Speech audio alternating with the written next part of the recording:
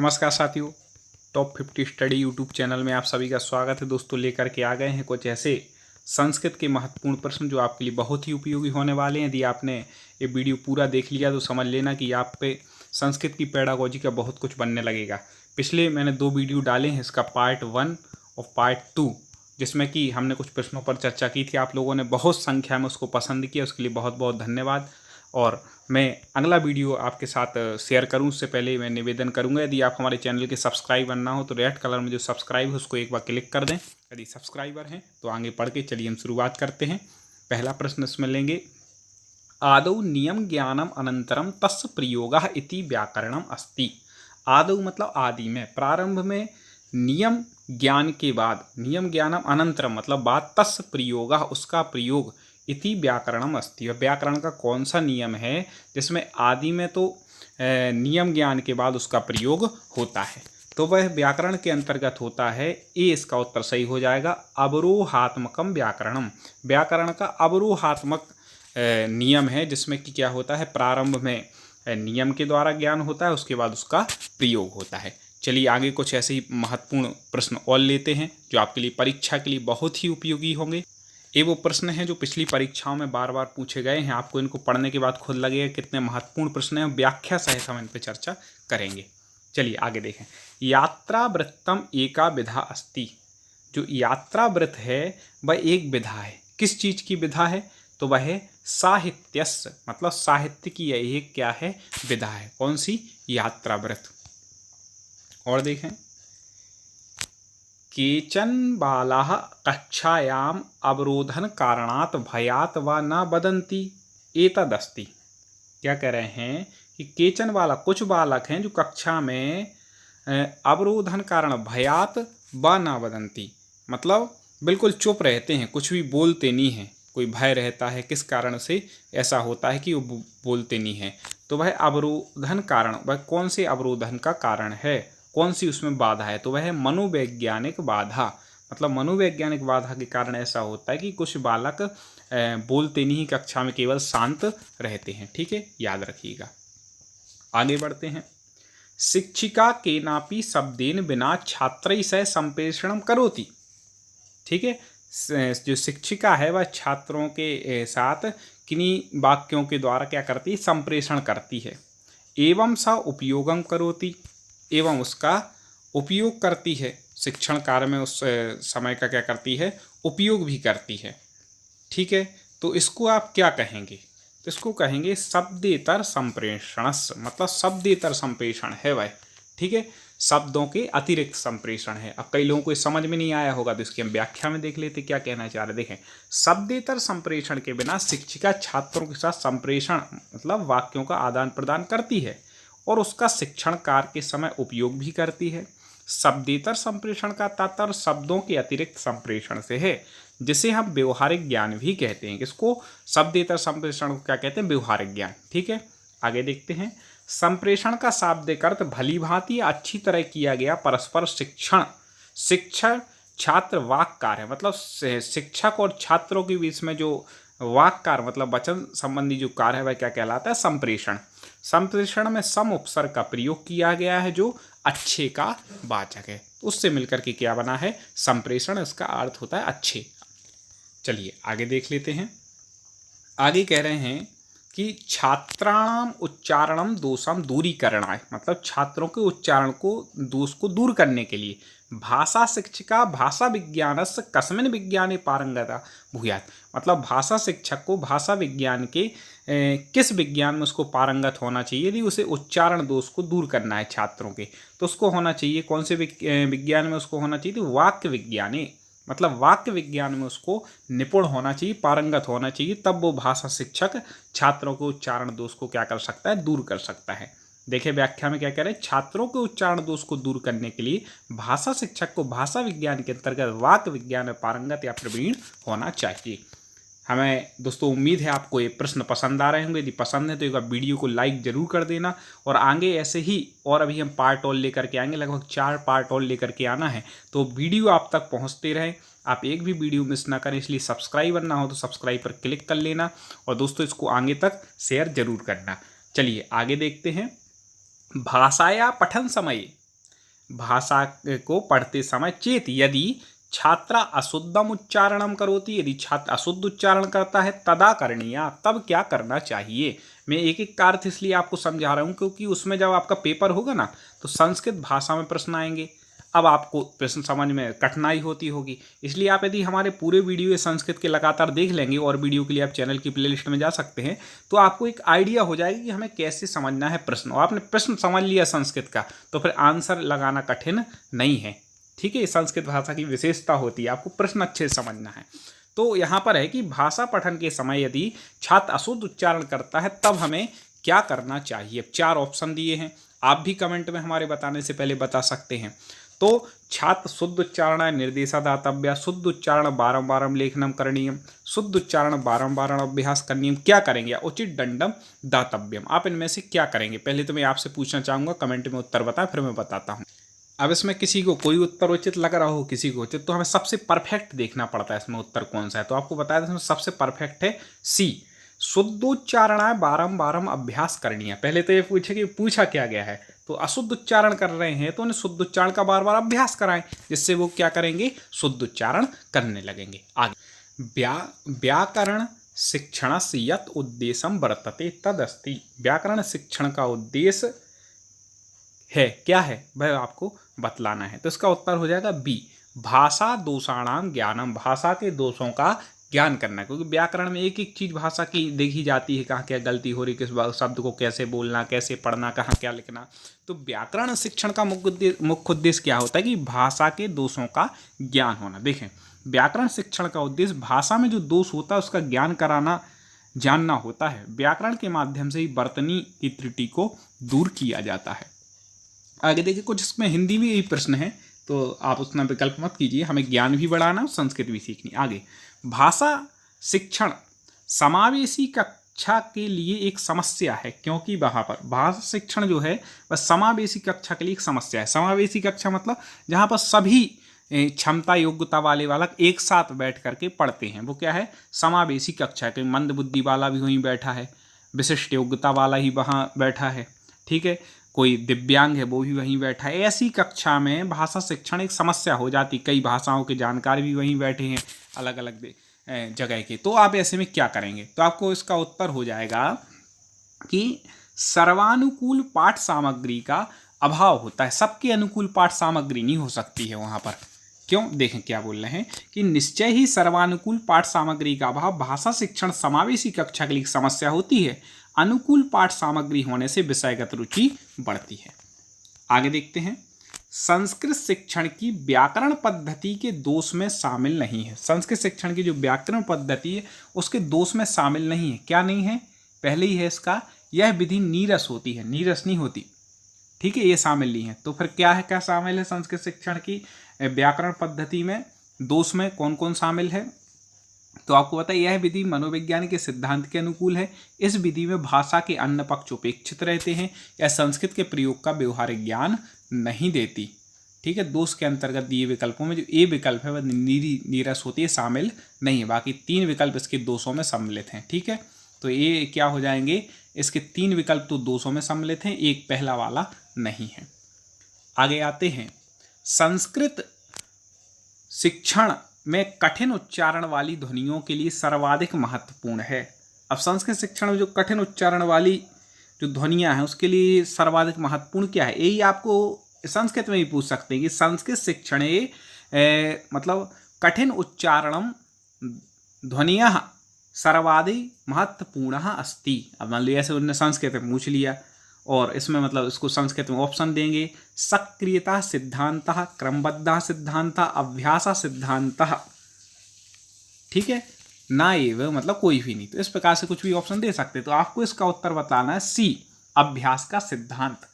क्यों, क्योंकि जो कठिन उच्चारण वाली ध्वनियाँ हैं यदि हम उनको बार बार अभ्यास करेंगे तो वह क्या हो जाएगा, उच्चारण सही बनने लगे। इसलिए अभ्यास का उच्चारण इसमें सिद्धांत बिल्कुल ठीक बैठता है।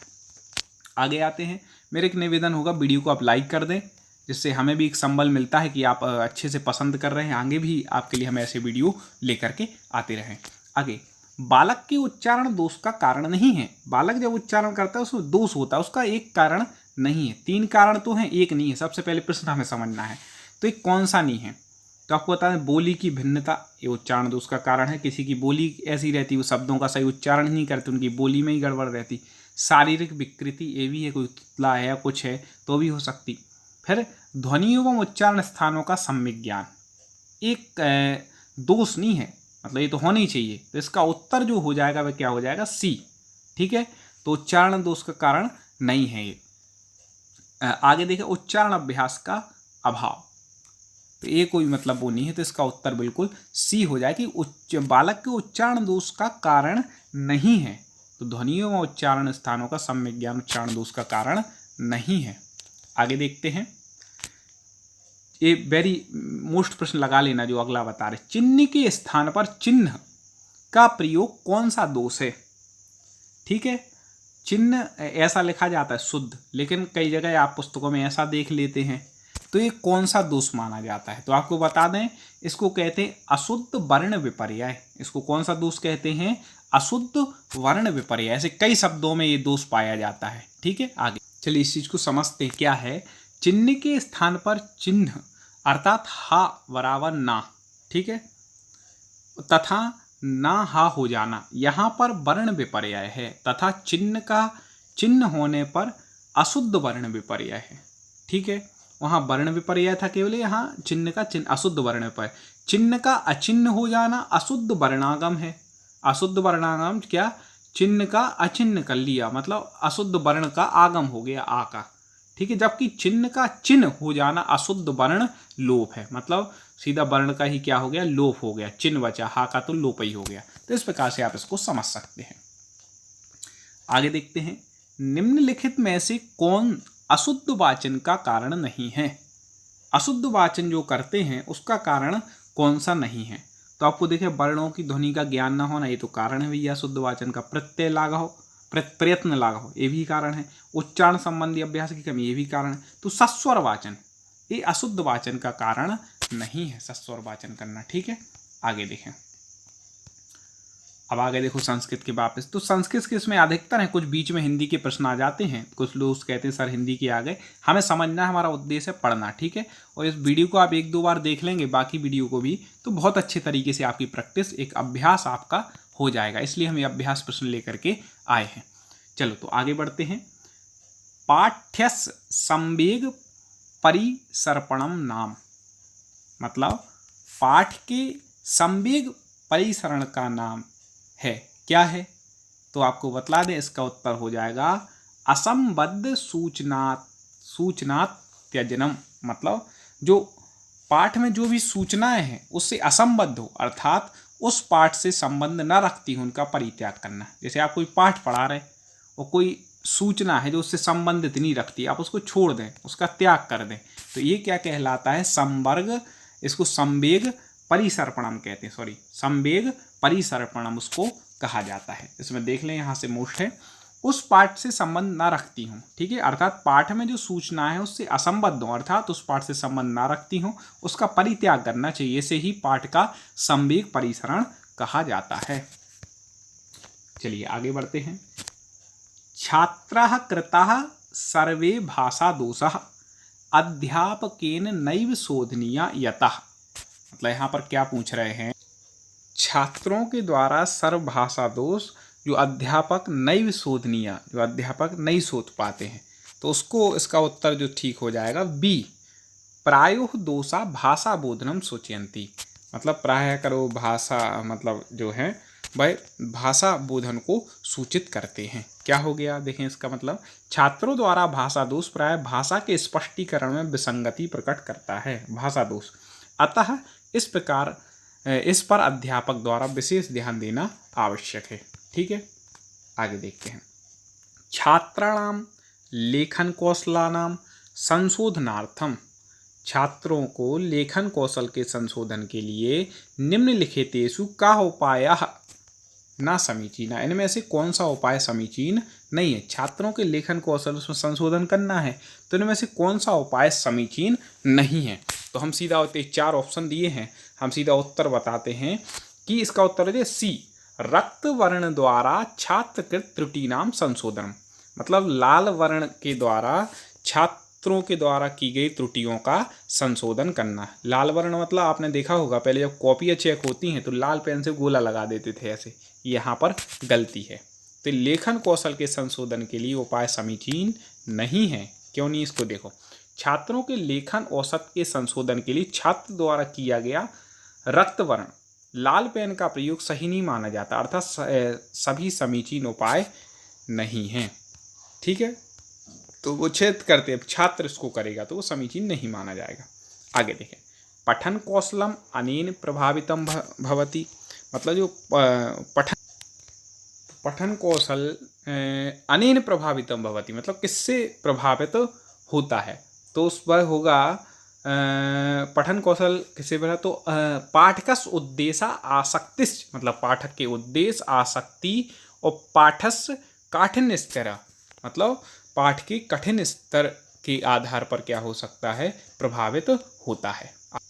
आगे देखें, विशिष्ट आवश्यकता कक्षा इति संबद्ध अस्ति, मतलब विशिष्ट आवश्यकता कक्षा से संबद्ध है। तो विशिष्ट आवश्यकता जो कक्षा है वह क्या, विभिन्न योग्यता युक्त छात्र कक्षा है, मतलब विभिन्न योग्यताओं से युक्त छात्रों की जो कक्षा है उससे क्या होता है, संबद्ध होता है। अर्थात यहाँ पे क्या कहना चाह रहे हैं कि विशिष्ट आवश्यकता कक्षा विभिन्न योग्यता युक्त छात्र की कक्षा से संबद्ध होता है। यह विदित है कि किसी भी कक्षा में छात्रों की योग्यता भिन्न भिन्न होती है, सबकी योग्यता अपनी अपनी है। आगे देखते हैं, अध्यापकः नवीन कठिन शब्दार्थान स्पष्टीकुरु इति न अपेक्षते। तो यहाँ कह रहे हैं कि अध्यापक नवीन कठिन शब्दों के अर्थ को स्पष्ट करता है, इति ना अपेक्षते, अपेक्षित नहीं है, किमर्थम, किस लिए। तो इसका उत्तर हो जाएगा ए, संदर्भ संकेत द्वारा अर्थाबोधने बाधा भवति, क्योंकि इसमें संदर्भ संकेत के द्वारा अर्थबोधन में बाधा होती है। कई लोग सोचेंगे तो समझे में नहीं आया, इसलिए इसमें व्याख्या देखो क्या कह रहे हैं, प्रश्नानुसार अध्यापकों को नए कठिन शब्दों के अर्थों का स्पष्टीकरण करना चाहिए। जैसे प्रश्नों के अनुसार कोई नए कठिन शब्द है तो उनका अर्थ का स्पष्टीकरण करे, यह तो सत्य है। ऐसा शिक्षण कार्य अवश्यंभावी होता है, ये ज़्यादा संभव नहीं है। क्यों, लेकिन प्रश्न के अनुसार संदर्भ संकेत द्वारा अर्थ को जानने में किंचित बाधा होती है। लेकिन प्रश्न के अनुसार यदि संदर्भ संकेत के द्वारा अर्थ को जानने की थोड़ी सी क्या हो सकती है, बाधा हो सकती है।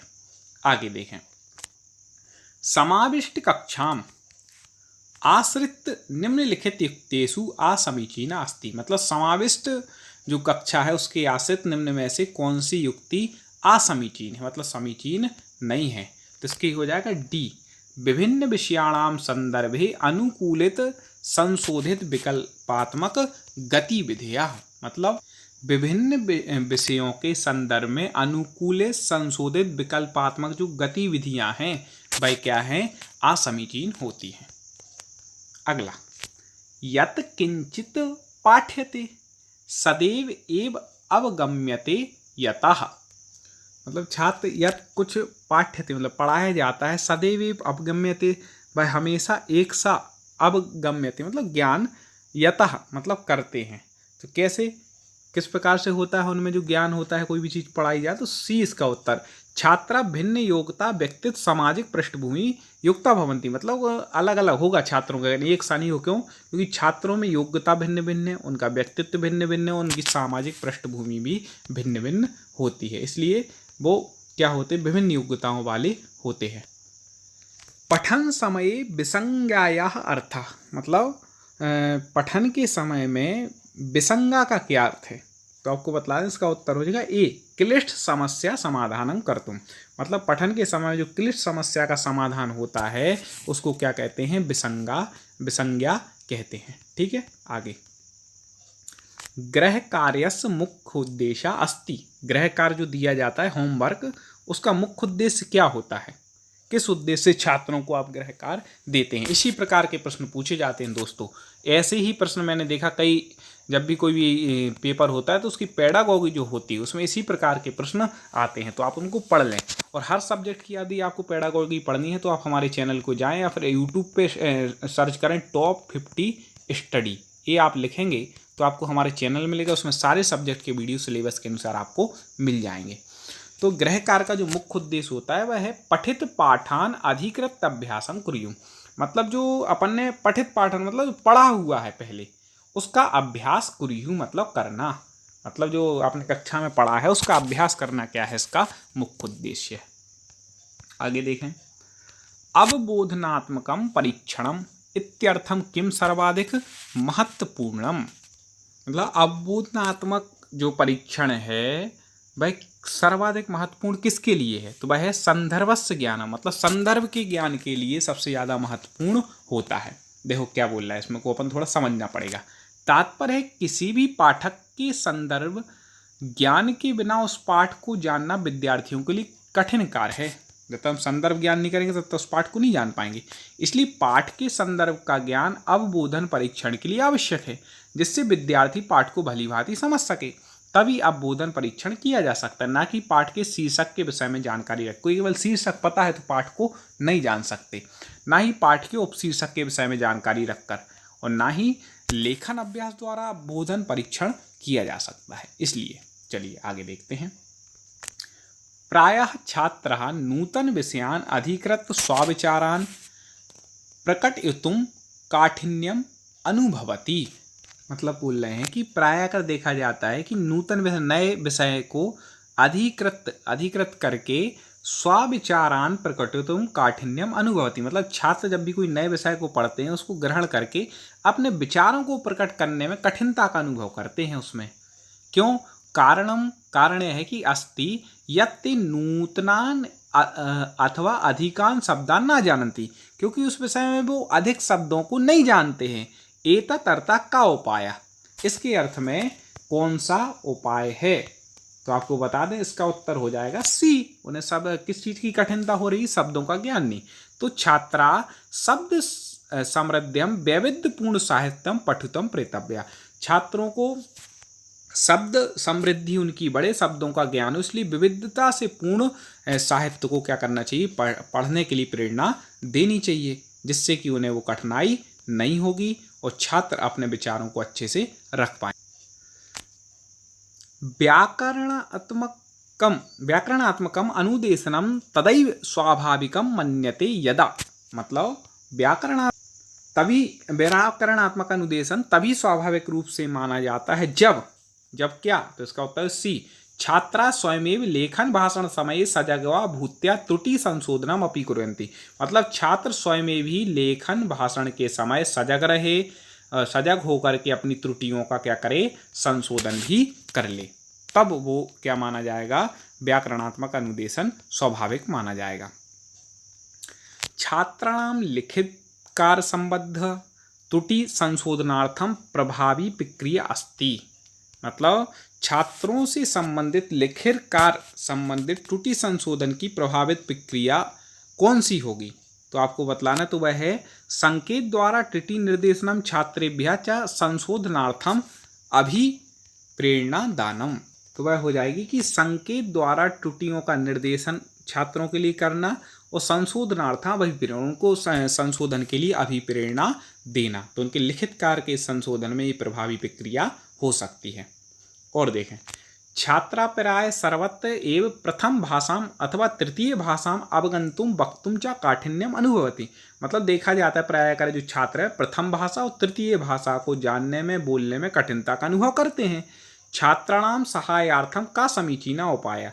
तो छात्रों की सहायता के लिए समीचीन उपाय क्या है, तो अब ये कई उपाय कर सकते हैं कि भाषा प्रयोग द्वारा अधिकाधिक अभ्यास, और जो उसमें जिस भाषा में कठिनता हो रही है तो उसके प्रयोग के द्वारा ज़्यादा से ज़्यादा अभ्यास करना, और अभ्यास करने से सब आ जाता है, क्योंकि कहा है करत करत अभ्यास के जड़मति होत सुजान और रस्सी आवत जाते सिल पर परत निशान। तो अभ्यास से सब कुछ होगा। आप भी जो हमारी संस्कृत की कक्षाएं पढ़ रहे हैं बार बार उसका अभ्यास हो रहा है, जो आपके पेपर में बहुत ही उपयोगी साबित होगा।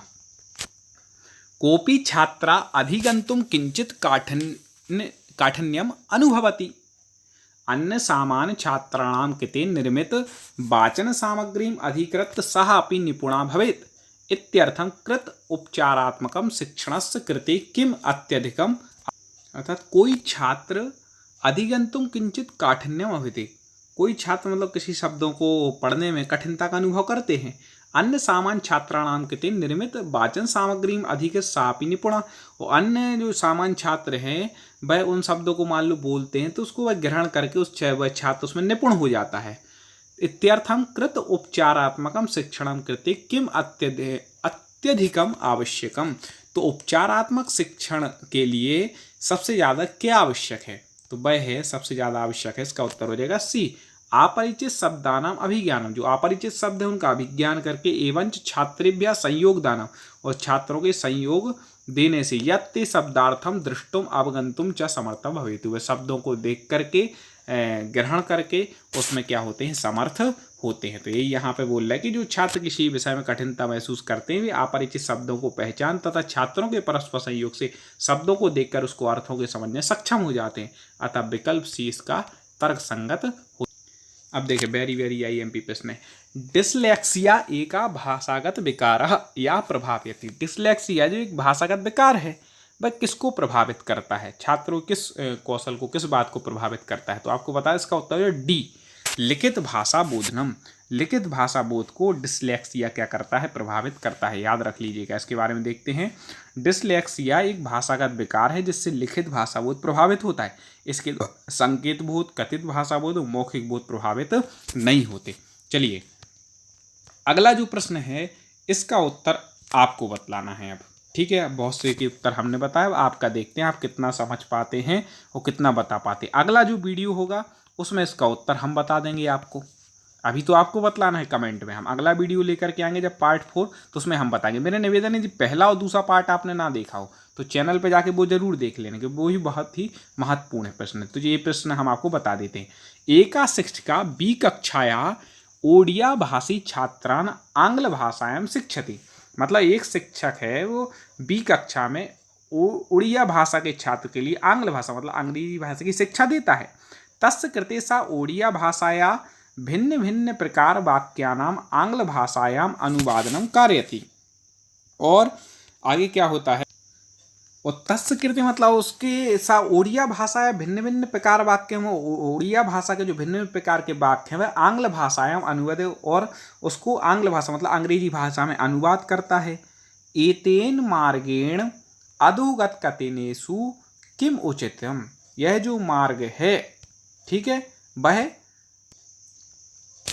अधोगत कथनेषु किम, इन कथनों में से किसके लिए उचित है, ये मार्ग किसके लिए उचित है। जैसे मान लो एतेन रूढ़ियात्मक प्रयोगम, इससे रूढ़ियात्मक समस्या होगी। आंग्ल भाषा सहज दक्षता को प्राप्त करेंगे। ऐसा मार्ग प्राथमिक शिक्षण कक्षायाम उचितः कृते उचितः न तो माध्यमिक कक्षायाम कृते ऐसा संप्रेषणात्मक मार्ग वर्तते। अब इसका उत्तर आपको बतलाना है 4 में से, ABCD कमेंट में आपको उत्तर लिखना है। जो भी आपका उत्तर होगा हम चेक करेंगे, जिसका उत्तर सही होगा उसको लाइक करेंगे और अगले वीडियो में इसका उत्तर बताने के साथ हम आगे प्रश्नों पर चर्चा करेंगे। दोस्तों वीडियो को लाइक जरूर करना, शेयर करना। इसी तरह आप हमसे जुड़े रहें। जय हिंद।